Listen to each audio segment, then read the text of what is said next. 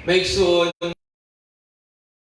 naa silang matagpan nga nagsubaybay sa tuang live streaming mass. Maigsoon kita nagsaulog karon sa Pentecostes. Usa kini ka dako nga selebrasyon sa tuang simbahan. Nugani na po ni sama sa Easter Sunday, na po ni siya bihilya kagabi.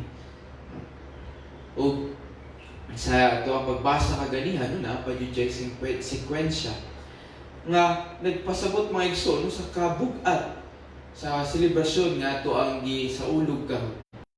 Mas labaw pa ni sa mga selebrasyon sa kapistahan sa mga santos. Kay mga igsoon, kini mao ang pagsaulog nato sa Pentecostes. Diin ato ang gisaulog ang pagkunsad sa Espiritu Santo sa tuang mga apostoles na mo'y sinugdanan sa tuang pagkasimbahan. Sa to pa mo ni ang birthday sa tuang simbahan karon. Mo na nga ang suot na koron pula. Basin karon kanang adlaw sa inyong matag panimalay to celebrate this Pentecost Sunday. You can also celebrate this by wearing red. Maghanda pud mo sa inyong balay. Magtigo mo sa inyong pamilya. Kaya usa kini kadako nga selebrasyon. Birthday kini sa tuang simbahan. Ang Pentecost mga igsoon gikan ni sa Griego nga pinulungan, no, nga Pentecostes. Pente pasabot 50 Costes adlaw, 50 ka adlaw ang Easter nga to ang gisaulog, Easter Sunday. Ika-50 kini ka adlaw.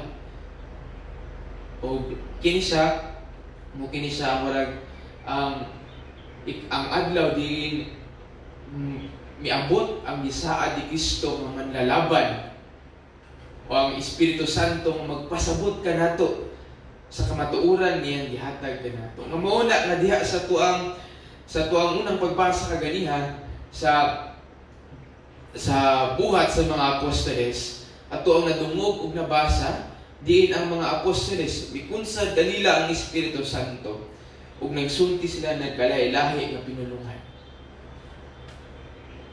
Kitungod mga igsoon pinaagi sa Espiritu Santo mas nasabtan nila ang kamatuoran. Napuno sila sa mungkuk gigikan sa tuang Ginoo. Ug mao kini nakapadasig kanila sa pagsangyaw sa maayong balita kadto sa tibuok kalibutan. Matandi po nato ni mga igsoon sa dihang si Kristo sa Ebanghelyo ni San Lucas miingon, ania ang Espiritu sa Ginoo ania kanako. Gipadayon ko sa pag-ingon ug ako mianyag pagsangyaw sa kagawa mga binihag, pagpauli sa pananaw sa mga buta, pagpagawas sa mga dinaog-daog. Sama kang Kristo nga anaa kaniya ang Espiritu sa Ginoo mga igsoon, ania pud kanato ang Espiritu Santo isip simbahan. Busa nakikambit kita sa maong misyon ni Kristo sa pagsangyaw sa maayong balita ngadto sa katawhan, paghatag sa kagawasan sa mga binihag, labi na ang mga binihag sa sala. Ang mga nabihag sila kaugalimong pagpakasala. Pagpauli sa mga pananaw sa mga buta, labi na katua ang mga butahan tungod sa mga bakak sa tuang palibot karon. Maunta pinaagi sa kahayag sa kamatuoran, makita nila ang tinuod, ang realidad sa tuang kalibutan karon. Labi na makita unta nato ang panginahanglan ug kalisod sa atong isig katao karon. Labi na nga kita nag-antos tungod niining pandemic COVID-19, pagpagawas sa mga dinaog-daog. Labi na karon panahon na daghan kaayo ang musakay niining sitwasyon nga pandemic, nga daghan ang pagdaog-daog sa isig katao, mga abuso. Daghan sa kay niining sitwasyon na daghang mangilad sa internet, gamiton ang kunuhay daw tungod sa kalisod sa sitwasyon karon. Oo mga igsuon kasabot ta sa kalisod sa sitwasyon karon. Pero isip mga Kristiyano sunta dili nato gamiton kini nga rason aron maghimo kita og daotan Dili unta nato kini himuong rason ang kalisod nato karon sa pagpangilad o pagpang-abuso sa tong isig ka tao. Da mga igsoon gamiton nato ni nga sitwasyon aron kita mas mahimong magbalaan. Da sa mata sa Ginoo mahimuot siya sa tuang mga buhat. Kita kay nanikamot nga magpuyo sa kinabuhi nga minaayo. Matud pa, kung kita nagpuyo sa kinabuhi sa Espiritu, musubay kita sa kinabuhi nga maayo. Labi na ang pagigugma o pag-alagad sa uban. Usa kanindot nga atong pamaldungan karon mga igsoon nga nahitabo sa tong ebanghelyo. O gani diri sa tuang unang pagbasa sa buhat sa mga apostoles. Nahitabo kining pagkunsad o ang pagpadala sa atong Ginoong Hesukristo sa Espiritu Santo ang maglalaban. Nahitabo kini sa dihang sila ana silang matag panimay. Ilang gitrangkahan ang ilang pultahan tungod sa kahadlok. Nagtago silang matag panimalay. Siguro mga igsuon, dili man pareha silang kasinatian kaniadto, pero kita karon pud no, nagtago pud ta sa tong matag panimalay tungod sa hulga sa kahadlok niining COVID-19. Naatas tong matag panimalay, na quarantine kita. Sig nakalimot na mo nga quarantine pa ta ron, GCQ pa ta, quarantine gihapon, no. Muna nga bawal gihapon mo gawas ang tanan kung dili kinahanglan, no. Kung dili trabaho. Dili bawal pa magawas o sig pangitag tanong, no. Sig pangitag kaang. Wala may igsoon, kita karon naa pa sa tong matag panimalay, no? Tungod sa kahadlok nining COVID-19 kay wala pa yung vaccine. Unta may igsoon, sa to ang pagpundo sa tong matag panimalay karon, pangayoon usab nato ang gasa sa nga mas masabtan nato ang pagtuo. Ang atong pagpundo sa tong matag panimalay nagpahinumdom kanato sa kasinatian sa mga apostoles. Masama sa kung giingon mga mas masabtan nato atong pagkasimbahan. Iglesia. Ang iglesia, Griego gyapon ang pinulungan. Ngunit pasabot nga ang mga tao nga pundok sa mga tao nga gitawag sa Dios. Ang simbahan day ang pundok sa mga tao nga gitawag sa Dios. Sa mga tao sa Dios. Muna mga igsoon, pahinumduman kita sa tuang kaugalingong bunya. Nga mao din na ang simbahan. Ang simbahan dili kini maong lugar or kanang opisina nga moadto ta dira kay mangayo og sakramento. Ang simbahan kita sa Dios para sa usang katahas. Nga mao ang pagsangyaw sa maayong balita, paghatag sa kagawasan sa mga binihag, pagpauli sa pananaw sa mga butang, pagpagawas sa mga dinaog-daog. Mo na'y simbahan. Mo na'y iglesia. Mo na'y iglesia mga igsoon. O nahitabo kini tungod sa bunyag. Sa tubig sa bunyag. Sa tubig sa Espiritu Santo. Nga nahiusa kita diha sa Dios. Na mahiusa kita diha kang Kristo. Kasama pa sa giingon sa Ebanghelyo ni San Juan.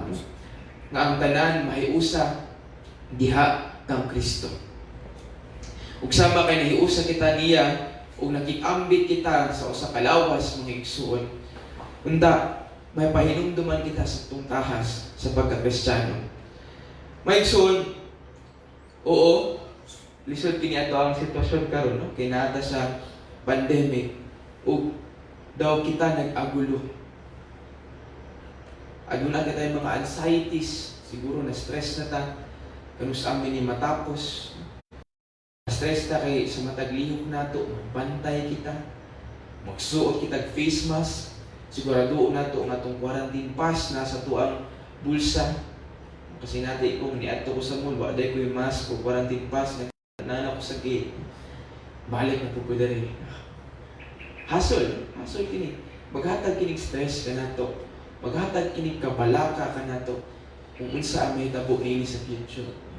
Sa atong ekonomiya,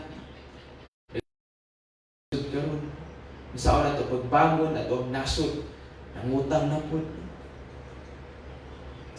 Ang sawa na to ni pagbawi. Ang sawa na to ni pagbawi. Ipahinumduman kita mga igsoon, no? Labi na sa mga pagbasa sa mga nag-agi nga adlaw. Tuguti ako sa pagbasa. Sa mga pagbasa sa niagi adlaw, mahitungod sa Espiritu Santo. Gikan kini sa sulat ni San Pablo ngadto sa taga-Roma. Mingon, nasayod kita nga hangtod karon ang tibuok kabuhatan nag-agulo tungod sa kasakit sama sa babayi nga nagpati. Apan dili kay ang kabuhatan lang ang nag-agulo, kundi lakip kita nga nagbaton sa Espiritu Santo. Ingon nga unang gasa sa Dios. Nag-agulo kita samtang nagpaabot kung kanus-a luwasa sa higpit. Kay giluwas kita tungod niining paglao. Apan kung makita nato ang atong gilauman, dili na nato matawag kini nga paglaom. Apan kung mulaom kita sa wala nato makita, magpaabot kita nga mapailubon o malaom. Una maigsoon, kini nga pagbasa, nagpahinumdum ka nato sa kung unsa ka lang. Sama sa gingon sa to, sa akong gibasa, kita usab nag-agulo. Kung kanusta kita luwasa sa hingpit batok COVID-19. Ug ang kabuhatan, ug ang creation, ang tanan binuhat sa Ginoo nag-agulo usab. Kini agulo nga to na sinati sa itong kasing-kasing mga igsoon. O kini ang agulo kung kanusta kita mahiusa sa hingpit sa matag usa, mahiusa sa hingpit diha kang Kristo, mahiusa sa hingpit diha sa Ginoo. Mao kani ang tinubdan sa itong agulo. Ug mga igsoon, ang Espiritu Santo salig kita nga nagadala ka nato, nagalihok diri sa itong simbahan. Nagadala ka nato diha sa hiusahan sa tuang Ginoo. Apan lagi tungod kay dili nato ni makita usahay mawad-ad tag pasensya. Pero matud pa sa itong pagbasa mga igsoon, sa giingon ni San Pablo, kung makita na nato ni ug nasinati na nato ni nga paglaom, dili na ni paglaom. Kinaan naman. Ang paglaom wala pa nato nakita. Pero ato pang gilauman.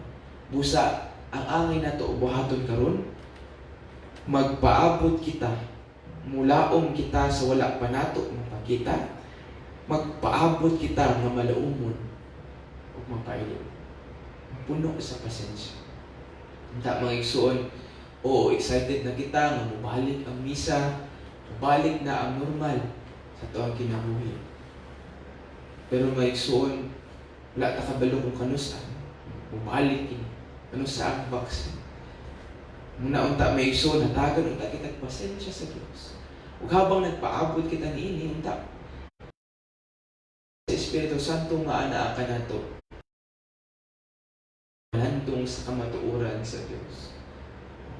Karon kung tan-awon ninyo sa social media, grabe ang kagubot. Grabe ang kasuko sa matag tao. Siguro kay wala na kadawat sa sab. Grabe ang gubot labi na sa Amerika. Tungod sa pagpatay sa usa ka Black America. Ang gisunog nila ang mga buildings. Dili lang sa protest, kundi chaos ang nahitabo. Daghan pa. Dili lang ka na makita nato nga kagubot kanila mga igsoon.